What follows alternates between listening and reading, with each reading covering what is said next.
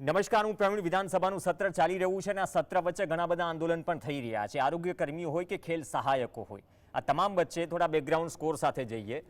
હાલ માત્ર વાત શિક્ષકો કે આરોગ્ય પૂરતી નથી, પરંતુ વિધાનસભામાં જે સવાલ પૂછાય છે અને સવાલનો જે જવાબ મળે છે તેનાથી ખ્યાલ આવે કે ગુજરાતના 43 તાલુકા એવા છે, 43 તાલુકા વિકાસ અધિકારીની જગ્યા ખાલી છે.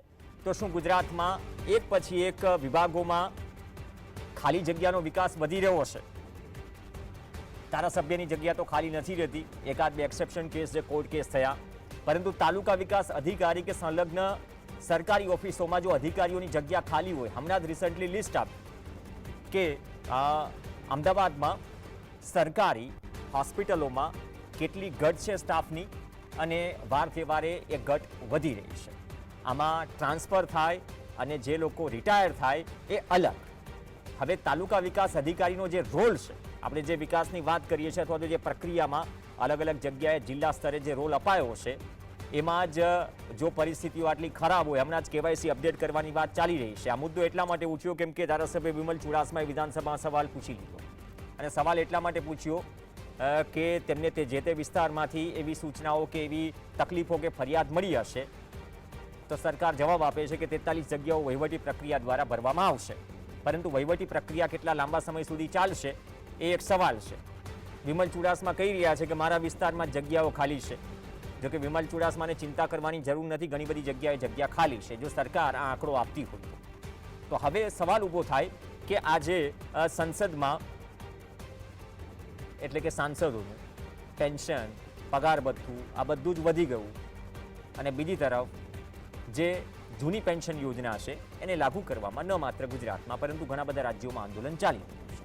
ત્યારે પણ એક લોજિક હતું કે રાજકારણ જો સેવાનો વિષય હોય, બધી પ્રક્રિયાઓ મળે છે, મળવી પણ જોઈએ, પણ સરકારી પ્રક્રિયાઓમાં જે લોકો જોડાયેલા છે તેમની સમયસર ભરતી ન થાય અને ભરતી થાય તો પણ પરિસ્થિતિ એવી હોય કે જેમ કે પોલીસ ભરતી થઈ રહી છે, પીએસઆઈ કોન્સ્ટેબલની ભરતી થઈ રહી છે.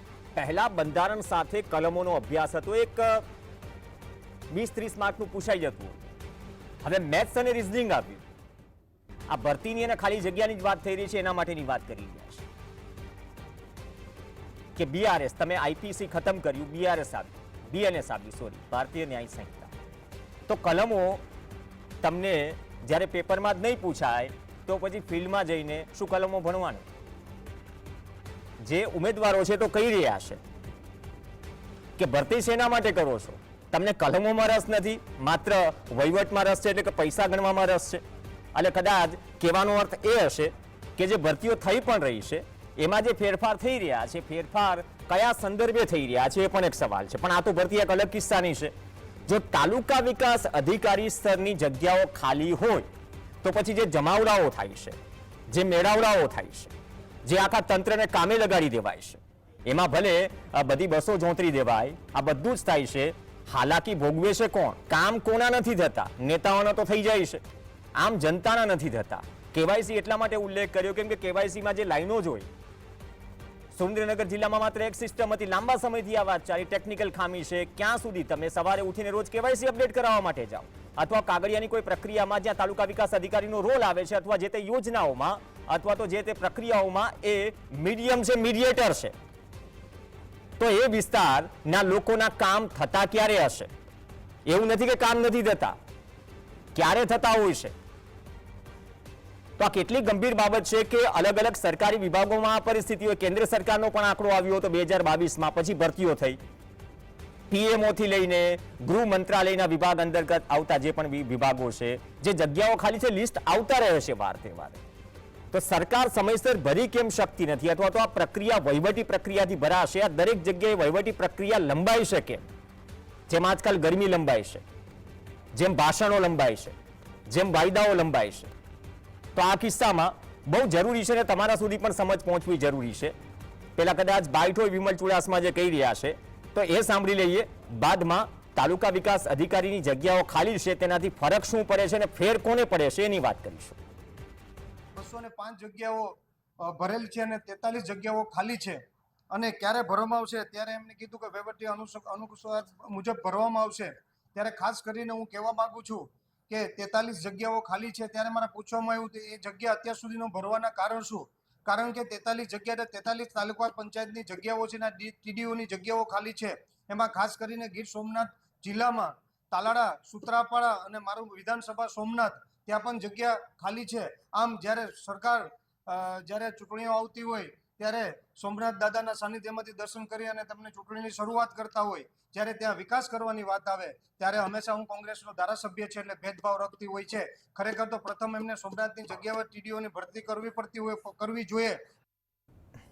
ટીડીઓની વાત થઈ રહી છે અને કહી રહ્યા છે ધારાસભ્ય તરીકે કે કોંગ્રેસના ધારાસભ્ય છે, વિપક્ષના ધારાસભ્ય શું એટલા માટે જગ્યા નથી ભરાતા? તો સવાલ એ પણ થાય 43 તાલુકાઓમાં શું કોંગ્રેસના ધારાસભ્યોના વિસ્તાર છે? પ્રજાને સેવા મળશે કે નહીં એ વિસ્તાર સત્તા પક્ષના અંડરમાં આવે છે, વિપક્ષના અંડરમાં આવે છે, એનાથી નક્કી થશે. આ તો ધારાસભ્યના આક્ષેપ છે. પણ વિસ્તાર કોઈ પણ હોય, તાલુકા વિકાસ અધિકારી વગર વિકાસ શક્ય છે એ શું સાબિત કરવા માંગે છે આજકાલની સિસ્ટમ અને સરકાર? અને વહીવટી પ્રક્રિયા કેટલી લંબાશે? ફેર કોને પડે છે, ફરક કોને પડે છે? બે ખાસ મહેમાન આપણી સાથે જોડાશે. મધુભાઈ ધોરાજીયા છે, પૂર્વ કૃષિ અધિકારી છે અને સરકારી પ્રક્રિયાઓમાં અને આ વહીવટી પ્રક્રિયાઓમાં ઘણા બધા જોડાયેલા છે અને કેટલું વહેલા મોડું થતું હોય બખૂબી જાણે છે, અનુભવી પણ હશે. સ્વાગત છે ધોરાજીયા સાહેબ. અને સંજીવભાઈ મહેતા છે આપણી સાથે, વિશ્લેષક તરીકે જોડાશે. મહેતા સાહેબ, આપનું પણ સ્વાગત છે. મહેતા સાહેબ, આપથી જ શરૂઆત કરીએ. તાલુકા વિકાસ અધિકારીનો આજે જ્યારે સવાલ પૂછાયો તો આ સવાલ લાગે વળગે પ્રજાને છે.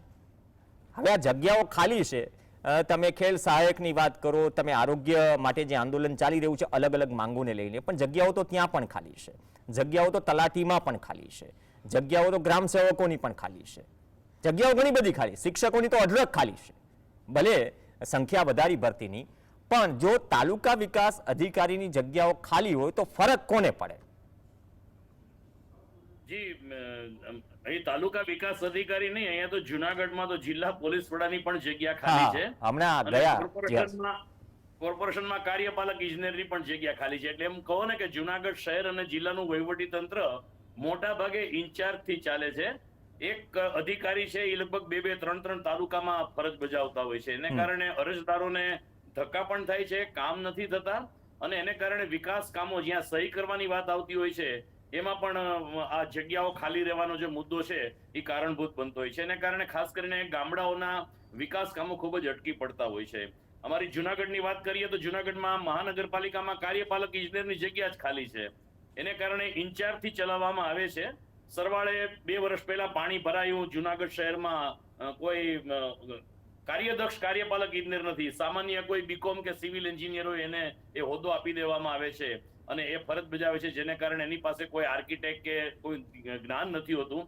સરવાળે વરસાદના પાણી ફરી વળવા, મકાન તૂટી પડવાની ઘટનાઓના 4 જણના મોત થવા, આવી ઘટનાઓને કારણે પ્રિન્ટ મીડિયા અને ઇલેક્ટ્રોનિક મીડિયામાં આ ઇન્ચાર્જ જે પદ્ધતિ છે, ઇન્ચાર્જ સરકાર જેવી જે વાત છે એનો વારંવાર ઉલ્લેખ પણ થાય છે અને લોકોમાં રોષ પણ વ્યાપતો હોય છે. પ્રવીણભાઈ, તો કેમ ઇન્ચાર્જ? કેમ કે આમાં એક જે કિસ્સો આવ્યો હતો ટીઆરપી ગેમ ઝોનનો રાજકોટમાં, એમાં ઇન્ચાર્જ જેવું જ કંઈક હતું ટીપીઓના કેસમાં, જે પછી બધી જગ્યાએ પેટ્રોલ પંપની માહિતી મળી. જી, એટલે એ અનુકૂળતા આવી ગઈ છે એવું કહી શકાય. લોકોને, પ્રજાને માફક આવી ગયું છે કે ભાઈ હવે સહન શક્તિ ક્યાં લગી આપણે સહન કરવાનું. લોકો આ સહન શક્તિની હદ વટાવી ચુક્યા છે. લોકો આંદોલન કરે છે, ધરણા ઉપર ઉતરે છે, આરોગ્ય કર્મચારીઓ આંદોલન કરે, મધ્યાહન ભોજન, આંગણવાડી બધા જ આંદોલન કરે, રેલી કાઢે, પણ હવે સરકાર ના જાણે એમ કે કોઠે પડી ગયું હોય ને એમ બધું ચાલતું હોય છે રાબેતા મુજબ, અને સરવાળે ફરીથી જે પરિસ્થિતિ હોય છે ત્યાં ને ત્યાં આપણે લોકો આવીએ છીએ. ખરેખર સહનશક્તિ વધી ગઈ છે કે જે તે સમયે કોઈ પણ દોરમાં, આમાં સરકાર કોઈની પણ હોય, વર્તમાનમાં તો ભાજપ સરકાર છે, એ સહનશક્તિની ચકાસણી પણ થતી હોય છે કે નહીં, આપણે બેની જગ્યાએ એક સ્ટાફ હોય તો એ ચાલી જાય છે, લોકો શું રિએક્ટ કરે છે બાદમાં જોયું જશે. કેમ કે આ પ્રક્રિયા એક સ્ટ્રક્ચરનો એક ભાગ છે. આપણે જે સ્ટ્રક્ચરની વાત કરીએ છીએ, એક ઢાંચો જે બનાવેલો છે જેનાથી સ્મૂથલી વહીવટ થાય. આજકાલ વહીવટ અલગ સંદર્ભમાં વપરાય છે, એ બીજા નંબરની વાત છે. પણ આ સહનશક્તિ શું બધે જ ઘર કરી ગઈ છે? કેમ કે જે દ્રશ્યો ચાલી રહ્યા છે, આરોગ્ય કર્મચારીઓ પણ કે ખેલ સહાયકો પણ જો ગાંધીનગરમાં જાય તો આપણે જાણીએ છીએ કે પોતાની વાત કરી રહ્યા છે, છતાં પણ એ પ્રક્રિયા કરીને 4-5 બેઠકો કરીને પછી એનો નિવેડો આવે છે. જી જી, એટલે આ પરિસ્થિતિ આખા ગુજરાતમાં છે. અને તમે કહો છો કે તાલુકા વિકાસ અધિકારી જેવી જગ્યા ખાલી હોય એટલે સ્વાભાવિક છે કે જુનાગઢની વાત કરીએ તો અમારે 9 તાલુકા આવેલા છે. આજે જ અમારે પ્રિન્ટ મીડિયા અને ઇલેક્ટ્રોનિક મીડિયામાં કે અહેવાલ છે કે ભેસાણ તાલુકામાં વિશલ હળમતિયા ગામે જે રોડનું કામ ચાલે છે એમાં માર્ગ મકાન વિભાગ દ્વારા કોઈ સુપરવિઝન થતું જ નથી. સ્થાનિક લોકોએ પૂછપરછ કરી તો જવાબ મળ્યો કે અત્યારે નાયબ કાર્યપાલક ઇજનેરની જગ્યા ખાલી છે, અહીં કોઈ છે જ નહીં. હવે નાયબ કાર્યપાલક ઇજનેર ન હોય એટલે રોડ રસ્તાના કામ કે હવે પછી ઉનાળામાં પાણીની વાત આવશે, સિંચાઈ વિભાગની વાત આવશે, પિયતની વાત આવશે, તો કયા ડેમમાં જથ્થો છે એનો કોઈ ઓથેન્ટિક જવાબ આપણને અધિકારી પાસેથી નથી મળતો, કારણ કે એ ચેર ખાલી છે, એની ઉપર કોઈ અત્યારે જવાબ આપી શકે એવા સક્ષમ અધિકારી નથી હોતા. એટલે ઇન્ચાર્જની સમસ્યા કૃષિ હોય, પાણી હોય, રોડ રસ્તા હોય કે પ્રાથમિક સુવિધા હોય, આ તમામ જગ્યાએ ઇન્ચાર્જનો મુદ્દો છે ને એ તો કેન્દ્ર સ્થાને છે ને એને કારણે સ્થાનિક લોકોને ખૂબ જ હાલાકી પડે છે. ભાઈ મધુભાઈ દોરાજી, હમણાં ઘણી બહુ ચર્ચાનો દોર હતો, ખુદ રાજકીય પક્ષના કાર્યાલયમાં પણ ચર્ચા થતી હતી કે સચિવાલય તો ડેપ્યુટેશન ઉપર ચાલે છે, અધિકારીઓ ઘણા ઇન્ચાર્જમાં એક્સટેન્શન ઉપર ચાલે છે, ઘણા અધિકારીઓ એક્સટેન્શન અપાય છે, સળંગે સળંગ જગ્યાઓ ખાલી હોય છે. તો એ જ પરિસ્થિતિ અલગ અલગ વિભાગોમાં છે, કેમ કે આજ વિસાવદર હું કદાચ ન ભૂલતો ત્યારે એક રોડનો વિડીયો પણ વાયરલ થયો હતો કે કેવા મોનથાળની જેમ પોપડા ઉખડી ગયા હતા, કેટલા મીટરનો રોડ હતો ને કેટલા મીટરનો બનાવી દેવાયો. તો જ્યારે અધિકારી જ નહીં હોય તો ઇન્સ્પેક્શન કરશે કોણ, કે બધું જ શું કાગળ પર થાય છે ઘણા બધા કિસ્સામાં? પ્રવીણભાઈ, હમણાં 2 દિવસ પહેલા આ વીકની અંદર એક અહેવાલ હતો કે દાદાએ ક્લાસ લીધો. દાદા એટલે કે આપણા મુખ્યમંત્રી. મુખ્યમંત્રીએ બધાને અધિકારીઓને કહેવાય કે તમે ધક્કા ના ખવડાવો. હવે દાદા આપ પહેલા વિચારો કે કેટલી જગ્યાઓ ભરાયેલી છે, કેટલા સમયથી ખાલી છે અને કેટલા ચાર્જમાં ચાલે છે, કેટલી કામગીરી અધિકારીઓને માથે અત્યારે પડેલી છે. એક અધિકારી એક જગ્યાથી બીજી જગ્યાએ, બીજી જગ્યાએ ત્રીજી જગ્યા. તો આ જનતા ધક્કા તમારે લીધે જ ખાય છે, તમારા વહીવટી તંત્ર ઉપલા તંત્રને લીધે આ ધક્કા ખાય છે. એટલે વહેલી તકે આ જગ્યાઓ જે છે એ ખરેખર એ એડવાન્સમાં, હું તો કહું છું એડવાન્સમાં ભરી દે.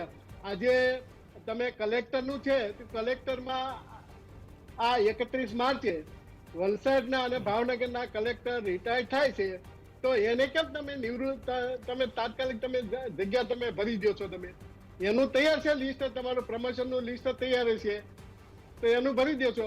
અને નીચેના કર્મચારીઓને તમારે પ્રમોશન આપવા હોય તો તમારે ત્યાં એડવાન્સમાં પ્લાનિંગ કરો. આજે 43 જગ્યાઓ જે તાલુકા વિકાસ અધિકારીની જગ્યા છે, એટલે ખરેખર જે તાલુકા લેવલે ઉપર વિકાસના કાર્યો કરે, જે ગ્રાન્ટ ફાળવે, જેનું સુપરવિઝન કરે, તો એ જગ્યાઓ તમારે ખાલી છે. અને એ જગ્યાઓ તમારે જો પ્રમોશનથી ભરવાની થતી હોય તો પ્રમોશન વિસ્તાર અધિકારી ખેતી છે, વિસ્તાર અધિકારી સહકાર છે, વિસ્તાર અધિકારી પંચાયત છે, તો જે પ્રમાણે જેને રોટેશન આવતો હોય એડવાન્સમાં તૈયાર રાખો તમે. તો આ રાખવું નથી, કોઈ આયોજન કરવું નથી કોઈ ઉપલા લેવલે, અને એના હિસાબે આ જનતાને શોષણ કરવું છે. આજે આરોગ્યમાં જુઓ, આજે આરોગ્યમાં હમણાં 2 દિવસ પહેલા એક તાલુકાની અંદર ટોટલી જગ્યાઓ ખાલી છે. ઉપલા લેવલથી બધા સિવિલ હોસ્પિટલમાંથી બધો સ્ટાફ એને આરોગ્યનો કેમ્પ કરો. હવે કેમ્પ કરો તમે, 1 દિવસ પૂરતો કેમ્પ કરીને પછી પાછળ આખું વર્ષ શું કરવાનું? વર્ષમાં 1 દિવસ તમે કેમ કરો છો? તમે પેપરની અંદર મોટી મોટી જાહેરાત આપો છો કે આરોગ્યની અંદર 3000 કરોડ 2000 કરોડ રૂપિયા આમ ખર્ચા છે, તેમ ખર્ચા. પહેલા પાયા ખાટલે મોટી ખોટ છે કે નથી આરોગ્યના કર્મચારી, નથી આજે એમ્બ્યુલન્સો આજે બંધ પડેલ છે, તો એનું નથી કોઈ એનો જે ખોટકાઈ ગયેલ છે એનો કોઈ નિર્ણય લેનાર નથી. આપના હેલિકોપ્ટરો છો, હેલિકોપ્ટર બંધ થઈ જશે તો કેમ તમે 24 કલાકની અંદર તમે નિર્ણય લઈ લેશો કે ભાડે કરો, આ રીતે કરો? તો આ રીતે ખરેખર જનતાને આજે એ સેવાઓ, આજે પ્રાથમિક આજે જે સેવા જરૂરી સેવા છે આપી. પછી આજે રોડ છે, ભાઈએ રોડનું કીધું, રોડનું મેં પણ જોયા છે રોડ કે આજે 50 1 લાખ રૂપિયાની ગ્રાન્ટ પંચાયતને આપી દીધી, પછી કોઈ જોનાર નથી, કોઈ તાલુકા લેવલે કોઈ જોનાર નથી, ઢગલા કરી જાય છે. પછી ત્યાં હમણાં વરસાદ આવશે અને બધું પાછું હતું એનું એ.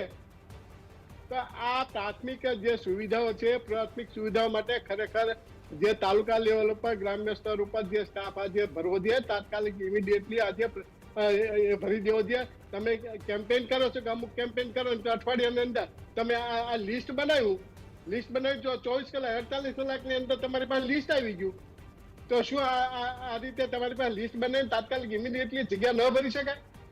ભર્યું હોય તો બધું આજે કરી શકાય નહીં છે, નહીં મધુભાઈ પણ મધુભાઈ સરકારની- મધુભાઈ ઘણી વખત છે 6-8 મહિના સુધી શું સરકારની તિજોરી તો મજબૂત છે, આટલો બધો ટેક્સનું કલેક્શન થાય છે અને ટેક્સ સાથે સાથે ઘણું બધું કલેક્શન મીન્સ કે આવક થઈ રહી છે સરકારને. પ્રગતિશીલ રાજ્ય છે અને પ્રગતિશીલ રાજ્યમાં ઘણી બધી બાબતોમાં આપણે બીજા રાજ્યો સાથે સરખાવીએ ઘણી બધી બાબતોમાં આપણે ચડિયાતા છીએ, તો કદાચ વધારે ગતિશીલતાથી વિકાસ થઈ શક્યો હોત. પણ અહીંયા ઉલટી ગંગા કેમ વહી રહી છે? વિકાસ થઈ રહ્યો છે એમાં ના નહીં, સાથે સાથે ખાલી જગ્યાઓનો પણ વિકાસ થઈ રહ્યો છે. આમાં જે રિટાયર્ડ થશે, હું ઓવરઓલ સરકારી વિભાગોની વાત કરી રહ્યો છું જ્યાં જનતા તકલીફ અનુભવી રહી છે કે ભાઈ જગ્યા તો વધવાની જ છે, તમે જે જગ્યાએ ભરતી કરો છો 2 વર્ષ મોડી કરો ત્યાં તો બીજા રિટાયર થઈ જવાના છે, એટલે એ તો સ્થિતિ એને રહેવાની છે. તો આ ફંડા શું ઉપર સમજાઈ નથી રહ્યો, અથવા તો સરકાર પૈસા ઓછા વાપરવા માંગે છે કે બચત થશે, થોડી 1 વર્ષ મોડી ભરતી થશે સરકારને એટલી બચત થશે. સરકાર અત્યારે જાહેરાતનો ખર્ચો પૂરતો કરે છે અને જ્યાં જગ્યા ભરવી પડે ત્યાં ભરતી છે. દાખલા તરીકે આરોગ્યની અંદર જુઓ તો આરોગ્યની અંદર આજે હોમિયોપેથિક ડોક્ટર હોય કે આયુર્વેદિક ડોક્ટર હોય, આ બધા ડોક્ટરો આજે હેલ્થના સેન્ટ્રલ ગવર્મેન્ટના પ્રોજેક્ટમાં આજે 25-25 હજારમાં કામ કરે છે. નથી આ ડોક્ટરોને તમે નથી પૂરો પગાર આપતા, નથી તમે એની ક્લિનિકની એની સેવા કરો, એટલે પ્યોરલી આ બધું શોષણ કરવાની જે પ્રવૃત્તિ અત્યારે ચાલી રહી છે અને એમાં પણ પાછા કમિશનના હવાલા પાછા. એટલે આ જે અમુક પ્રોજેક્ટો એ કેન્દ્ર સરકારની ગ્રાન્ટ ઉપર અત્યારે ચાલી રહ્યા છે, એટલે કેન્દ્ર સરકાર જેટલી ગ્રાન્ટ આપે એટલા મહિના આજે ચલાવવાના, પછી જેને ફરી પાછા છૂટા કરવાના. એટલે આજે આપણે શિક્ષકોનો દાખલો જોઈએ તો શિક્ષકનો આજે પ્રોજેક્ટ છે કે પૂરા પગારે નોકરી આપી, તો એને પૂરા પગારે નોકરી જે છે ને એ રાખતા નથી, આંદોલન થયા. તો આ બધી પ્રવૃત્તિ અત્યારે જે એક શોષણ ચાલી રહ્યું છે, ગ્રાન્ટના જે કેન્દ્ર સરકારના પ્રોજેક્ટ જે છે ને એના ઉપર ચાલી રહ્યા છે. અને તમારી જે સ્ટેટ ગવર્મેન્ટની ગ્રાન્ટો છે એ મોટા જે છે જાહેરાતમાં હોર્ડિંગ્સ ને આ બધું જાહેરાતમાં ખર્ચો કરી નાખવો છે. અને જે પાયામાં જે વાપરવા જોઈએ, સુવિધા માટે, જે સર્વિસ સેવા માટે વાપરવા જોઈએ, ત્યાં પૂરેપૂરા વાપરતા નથી અને કોન્ટ્રાક્ટ બેઝ ઉપર જે છે એ કામ કરાવવું છે. એટલે ખરેખર આ બધા ડિપાર્ટમેન્ટે બધા જે છે જેટલા કર્મચારી મંડળો છે બધા મંડળોએ એક સાથે સામના આજે સરકારશ્રીને જણાવવું જોઈએ કે કા તમે જગ્યા ભરો ને કા તમે વધારાની જે પ્રવૃત્તિ છે એ બંધ કરાવો. આજે નવા પ્રોજેક્ટ તમારે લાવવા છે અને તો પછી વધારે સામે પાછો તમારો સ્ટાફ પણ તમારે એટલો લાવવો પડે. મહેતા સાહેબ, તો આ તાલુકા વિકાસ અધિકારીના કિસ્સામાં આ વહીવટી પ્રક્રિયા શબ્દનો ઉપયોગ થાય છે, તો વહીવટી પ્રક્રિયા ડે બાય ડે હવે એઆઈના ગ્રોકના જમાનામાં કેમ આપણે ઉલટી ગંગા વહી રહી છે બધા કેસમાં, કે પ્રક્રિયા પૂરી થતા આમ દરેક કેસમાં એવું લાગે કે નહીં હવે આવતા ઉનાળે, આવતા મહિને, આવતા સત્રએ, એટલે આ પ્રક્રિયા અપકે, હું ફરીથી કહીશ કે અપકે પડી ગઈ છે, અથવા તો સરકારને સિસ્ટમને પણ ખબર છે કે આમાં 4 મહિના મોડા થશું ને ઘણા બધા કિસ્સામાં, તો એમ થશે કે ના કરી તો ખરા. શું પ્રેક્ટિકલી અહેસાસ કરાવી દીધો હશે અથવા જનતા અહેસાસ કરી ચૂકી છે, ના થયું તો ખરા, ભલે થયું ને 4 મહિના મોડું? ઘણીવાર એવું બનતું હોય છે કે રાજકીય પદાધિકારી અને તાલુકા વિકાસ અધિકારી ક્યાંક ને ક્યાંક રાજકીય આગેવાનોનો હસ્તક્ષેપ આ વહીવટી પ્રક્રિયામાં આવતો હોય છે. પછી કદાચ ટેન્ડરિંગની પ્રક્રિયા હોય કે કોઈ ભરતીની પ્રક્રિયા હોય. કોઈ પણ વિકાસ માટે અત્યારે જે માથુભાઈએ કીધું કે આઉટસોર્સિંગની જે વાત છે ને, આઉટસોર્સિંગમાં એટલી બધી ભરતી થાય છે કે એને કારણે જે કાયમી હોદ્દો છે એની ભરતી થતી નથી ને આઉટસોર્સિંગથી ચલાવવામાં આવે છે. હવે તાલુકા વિકાસ અધિકારી છે કે જિલ્લા વિકાસ અધિકારી છે, એને કોઈ જિલ્લા પંચાયતના પ્રમુખ, ઉપપ્રમુખ કે અન્ય કોઈ પણ ચેરમેન સાથે કંઈ ને કંઈ અણબનાવ બને અથવા તો કોઈ પણ જાતનું સેટિંગ ન થાય એટલે એને અહીંયા વાંધો પડવાનો છે ને સરવાળે ભોગ ગામડાની પ્રજા કે જનતા કે ગામડાનો વિકાસ બનતો હોય છે. એટલે ક્યાંક ને ક્યાંક બે અધિકારી ને પદાધિકારીઓનો અહમ ટકરાતો હોય છે.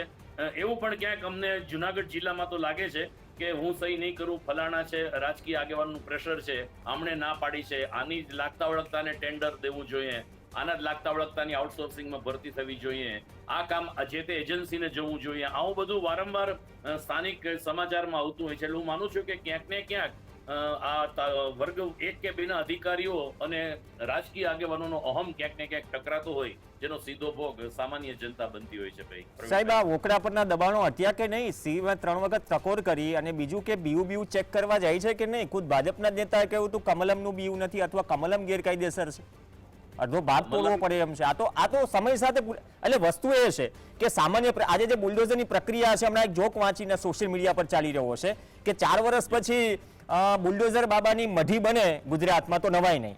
હવે જે વસ્તુ આમાં નિયમ તોડે એમની સામે સખ્ત કાર્યવાહી થવી જ જોઈએ કાયદા મુજબ.